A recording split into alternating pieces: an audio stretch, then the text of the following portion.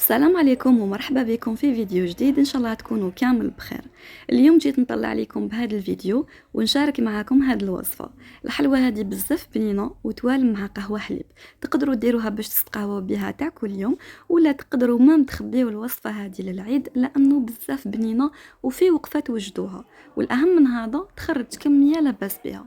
عملتها لكم بزوج اشكال مختلفين وانتم ديروا الشكل اللي حبيتوا، وراكم تشوفوا شكلها بزاف راقي وهايله مع القهوه، تجي خفيفه وتذوب في الفم. تبعوا الوصفه حتى الاخر باش تشوفوا المقادير وطريقه التحضير. ونبداو بسم الله. نحتاجو 250 غرام مارغرين طريه بحراره الغرفه. نزيد عليها كاس تاع السكر ناعم ما يكونش معمر، هنا السكر لازم تنقصو باش ما تجيناش حلوه بزاف، والسكر اكيد لازم يكون مغربل. الكاس ديالي يرفد 220 مليلتر باش تكونوا على بالكم.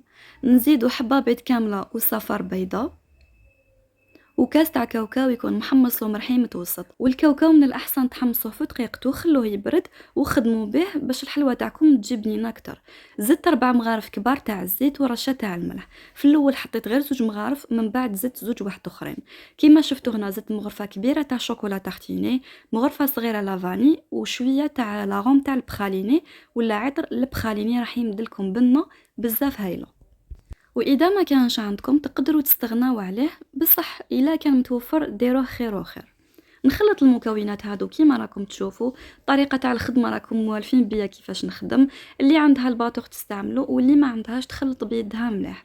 بعد ما تخلطوا لي المكونات رايحه نزيد هنا 2 مغارف كبار يكونوا بومبي تاع المايزينا، واكيد المواد الجافه دائما يكونوا مغربلين. هنا الا ما كانش عندكم الباطو قلت لكم خلطوا بيدكم، بصح خلطوا مليح حتى وين تحسوا لهذيك الكريمه بياضت شويه. الحلويات الجافه هادو لازم نخلطوا لهم الكريمه تاعهم مليح باش الحلوه تاعنا تجينا خفيفه. يعني ماشي تخلطوا شويه من بعد تبداو تزيدوا في الفارينه، لا لا، خلطوا مليح الكريمه تاعكم. راني قلت لكم قد ما خلطوا قد ما الحلوه تاعكم راح تجيكم خفيفه ومهويه اكثر. بعد ما نتحصل على هذا القوام نحط الفارينة ونزيد باكي تاع الخميرة ولا كيس خميرة كيميائية ما يعادل 10 غرامات، ورايحة نطم لاباط ديالي. العجينه تاعكم هنا طموها بصبعتكم ما تعجنوهاش، والفارينه حطوا بالعقل وطموا حتى تتحصلوا على عجينه تكون طريه. هنا لاباط ما تنشفوهاش بزاف لانه فيها الكاوكاو، قد ما ريحت قد ما راح تنشف لكم اكثر. انا هنا كنت حطيت الفارينه شويه بزياده، الوغ نتوما ديروها شويه طريه على اللي درتها انا. شوفوا القوام اللي نتحصلوا عليه، تكون عجينه طريه بصح في نفس الوقت ما تكونش حاكمه روحها بزاف. لو كان ديروها ناشفه على هكا الحلوه تاعكم راح تجيكم يابسه وما تجيكمش خفيفه، وإلا درتوها طريه بزاف راح تحبط لكم في الطياب. شوفوا ديروها شويه طريه على اللي درتها انا، فهمتوني؟ لانه قلت لكم فيها الكاوكاو وقد ما ريحت قد ما راح تنشف. والحلوه هذه ما تخلوهاش تريح، تبداو تخدموا بها كيما راهي. تحبوا توزنوهم ديروهم 28 غرام، ولا تحبوا ديروا عينكم ميزانكم. انا درتهم كامل بوزن 28 غرام، يعني جاتني الحبه هايله. ما ديروا في بالكم باللي فيها الخميره، يعني راح يتضاعف الحجم ديالها. وننصحكم انا غير تشكلوا الحبات تقبوها كيما راهي كيما درت انا هنا. لو كان تشكلوهم كامل وتحطوهم في سنيوه وترجعوا ليهم باش تقبوهم، لاباط راح تكون ديجا نشفت شويه وراح يتشقوا لكم. دوك اللي يحبوا الشكل هذا كي يكونوا مشقين كيما انا ما عنديش مشكل، نحب الحلوه كي تكون مشقه نورمال.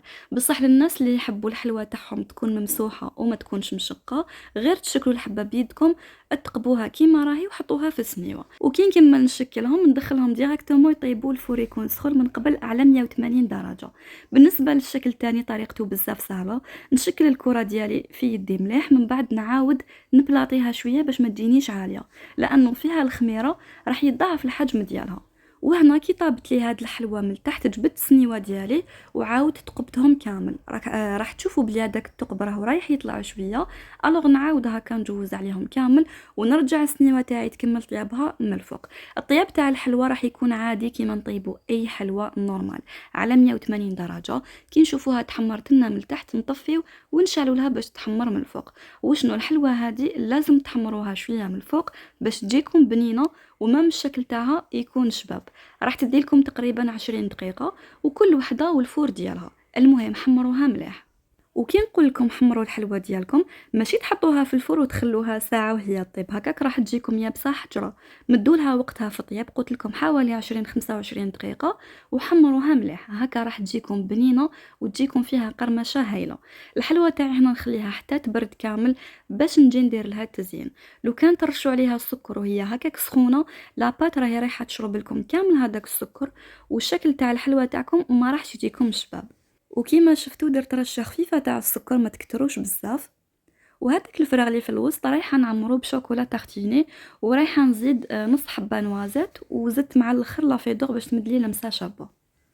وهذا هو النوع الثاني اللي كنا عملناه. شوفوا الله يبارك جاو كامل على حبه، تقول طيبناهم في المول. وشفتوا علاش قلت لكم كوروا مليح العجينه هذيك بين يديكم، دوروها مليح، من بعد بلاطيوها شويه باش تحصلوا على هذا الشكل، والحبه ما تجيكمش عاليه وبومبي بزاف. بالنسبة هنا للتزيين كنت ذوبت شوية شوكولا بالحليب، وزدت لها شوية تاع الزيت، هذا ما كان، ورايحة نغطس نص تاع الحبة داخل هذيك الشوكولا، ما تغطسوش الحبة كامل، غطسوا غير النص، هذا ما كان، وقطروها شوية وحطوها في الكاوكاو إيفيلي اللي يكون محمص. وهذا النوع كنت رايحة ندير له كامل الفويتين من الفوق. ابخي تفكرت بلي عندي كاوكاو إيفيلي، قلت علاه ما نسيش به ونشوف امل اللي تجيني خير. فينالمون كملتهم كامل بالكاوكاو إيفيلي. الوغ هنا نتوما تحبوا ديروا فويتين ولا ديروا الكاوكاو، ديروا واش حبيتوا.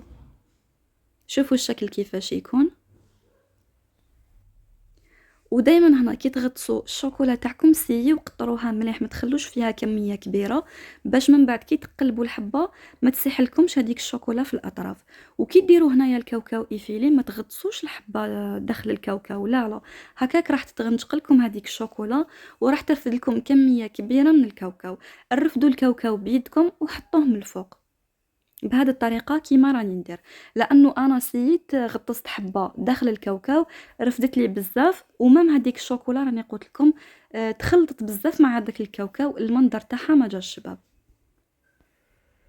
وشوفوا الله يبارك شكلها شحال شباب، تقدروا مام تخلوها هكا بلا ما تزيدوا لها حتى حاجه من الفوق. وهاد الحلوى تقدروا تعوضوا الكاوكاو تعوضوه باللوز ولا بالنوازات تانية، راح تجيكم بزاف بنينه. وكيف هنا رايحه ندير رشه خفيفه تاع السكر. هنا شوفوا السكر راني نخبط غير بالعقل باش ما يحبطليش بزاف، ما حبيتش نغطي هذاك الكاوكاو، حبيت رشه خفيفه هذا ما كان باش يمد لي لمسه شابه. كيما تقدروا نتوما ما ديروش السكر من الفوق. والكميه هذه قطعت لي 45 حبه، الله يبارك، راكو شفتوا باللي تخرج كميه لاباس بها، وراح تولي تاني على حساب البيض ديالكم الا كان كبير ولا صغير. هذا هو الشكل النهائي للحلوى تاعنا، ان شاء الله تكون عجبتكم وتجربوها وتنجحوا فيها. في الاخر ما بقى لي غير نقول لكم اشتركوا في القناه وفعلوا الجرس باش يلحقكم الجديد، ما تنسونيش بدعوه خير وخلوا لي جيم وتعليق للفيديو. سلام.